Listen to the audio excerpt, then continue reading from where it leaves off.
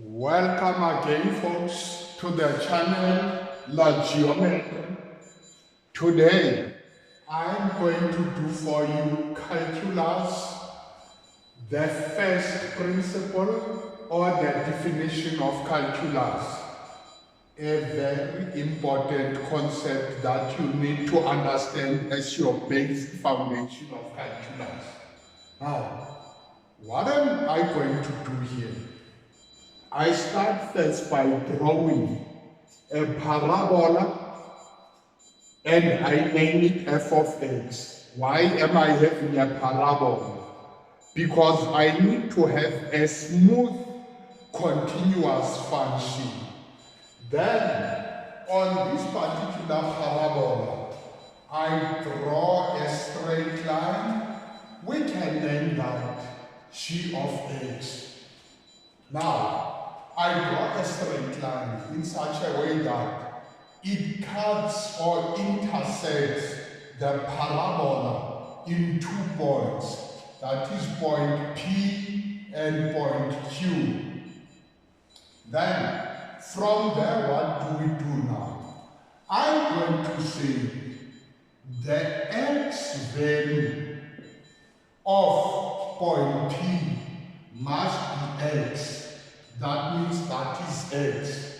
Now, for the value of y of this point, I need to take x and substitute it into the equation of this function, which is a parabola. In this case, let's put x there. That means our y value will be f of x.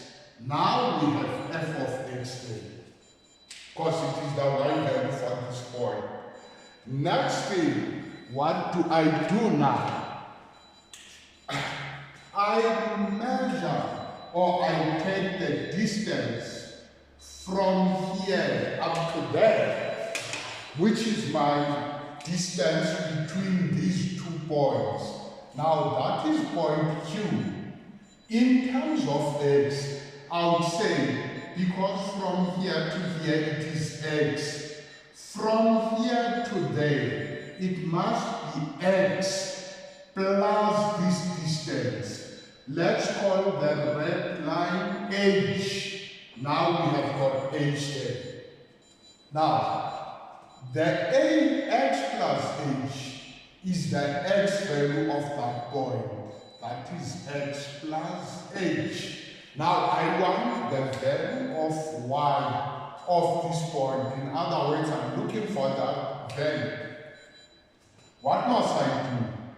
I need to take the value of x, which is x plus h, substitute it into the given equation. In this case, our equation is defined by x plus h. That is now the value of y is f of x plus h. Now I have got this beautiful continuous function with that straight line, and there are 2 points of intersection. Those particular points of intersection are P and Q.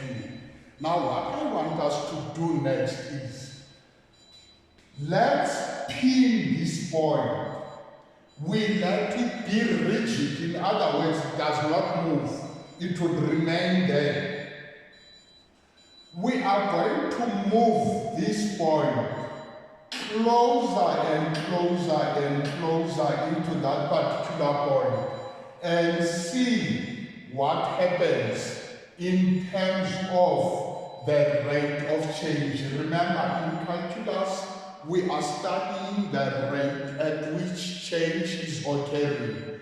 The rapidness of that, how fast or how slow is the rate changing. Now, what I know is the change in rate between 2 points is defined by the gradient.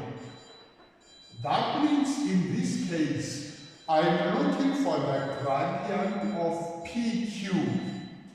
And the gradient of PQ is defined by y p minus yq divided by xp, let's write that as a capital letter, minus xq.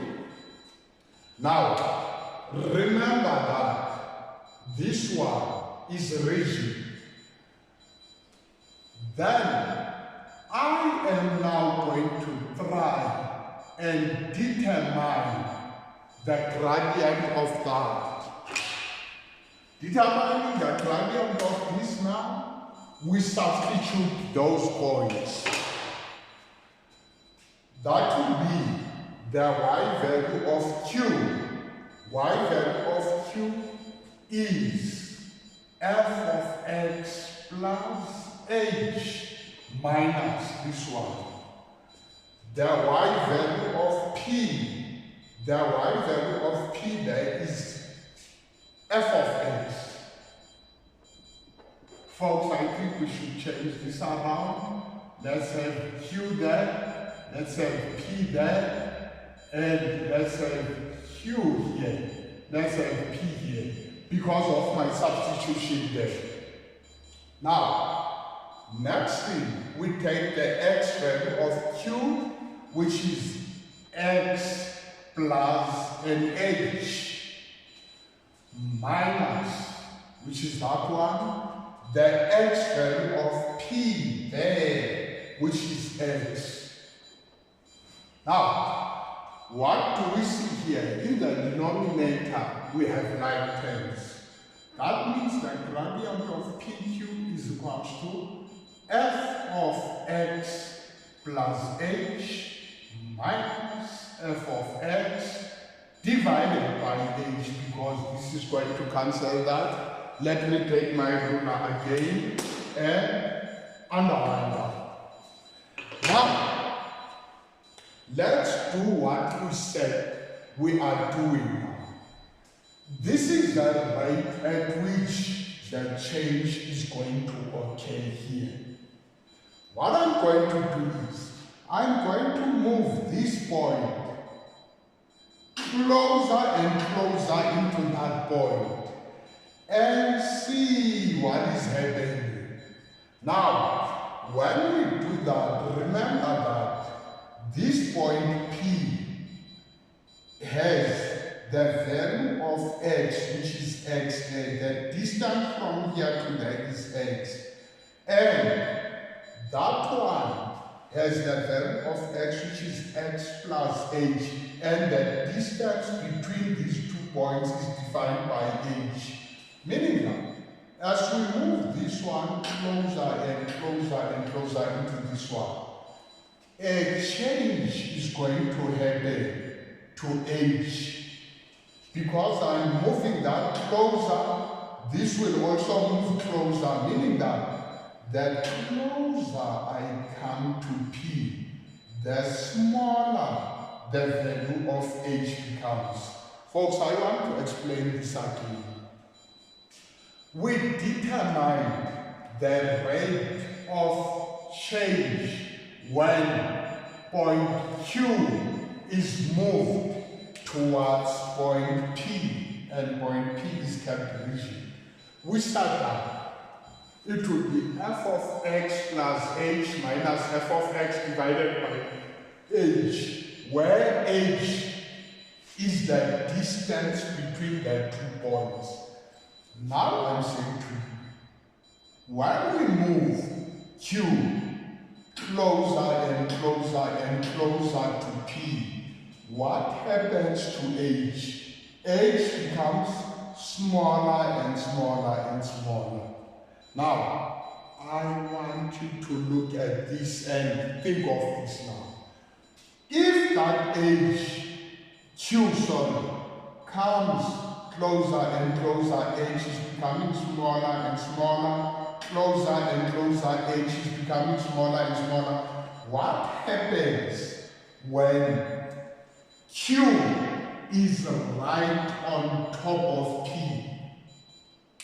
That means that the distance h would be now equals to 0 because there's no gap between point P and Q. Now, what happens when H is 0 there? It means the whole thing will be undefined. Now, we cannot afford to spoil all this beautiful thing that we have started. We must make sure that H does not become 0. How do we do that? Because we let that point move. This one is rigid, it's not running away, it is there. How do we do that now? Remember, there's a concept that is known as the limit concept. Now, if I can restrict the movement of H, everything will be 100% super there. I am going to restrict H by saying I am limiting you, H. Now, you can be smaller and smaller, arbitrarily small, but you will never be equals to 0. As you become smaller and smaller, you will just approach 0. I'm limiting you. Like the speed limit on our roads. If the speed limit is saying 100 kilometers per hour, you cannot exceed 100 kilometers per hour. You need to drive at 100 kilometers per hour or below that. Now, in this case, I'm saying your speed limit is the fact that you are just going to be smaller and smaller, arbitrarily smaller, in such a way that you get very close to 0. Now, when we do this, the whole thing now is going to be f of x plus h, remember that, minus f of x divided by h. Now, in this case, folks, I no longer have got any problems because I've said you can move closer and closer, but never ever move to point P. Get very close to P, that's fine. Now, that is defining what I'm talking about. Now, this in mathematics, once we have the limit of f of x plus h minus f of x divided by h as h approaches 0, this is now known as f prime x. What is f prime x now? This means the derivative of the function f with respect to the variable x is the limit of f of x plus h minus f of x divided by h, where h is approaching 0. Now, I want us to talk about this nice one now. Nice, beautiful mathematics there. Oh, my marker is going for pension, is taking an early pension. What is this now? This is known as 1, the first principle of calculus. If we don't refer to it as the first principle of calculus, we also refer to it as the definition of calculus. But now, my question is, yes, I get the fact that you are the first principle and you are the definition of calculus, but what do you stand for? What is it that you are telling me? Folks, the first principle or definition of calculus is actually defining to you the gradient. Remember, we used the gradient, which is the average between 2 points there. This is now the output is telling you the gradient function of any function that you shall be differentiating using the first principle. In this case, this says to me, everywhere in this point, everywhere, the gradient is defined by the limit as h approaches 0 of that particular function. Everywhere here.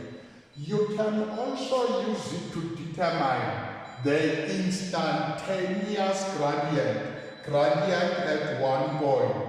It is the gradient function, or you can refer to it as the instantaneous gradient. Now, very important, please make it a point that you follow everything that we did in to prove that, which is a beautiful mathematics. Now, what I want to say to you is, we are not going to say prove this, but you are going to apply and interpret what we have just proved here.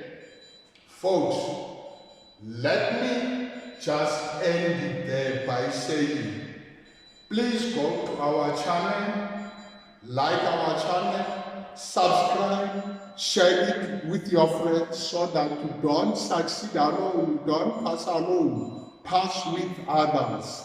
Thank you very much.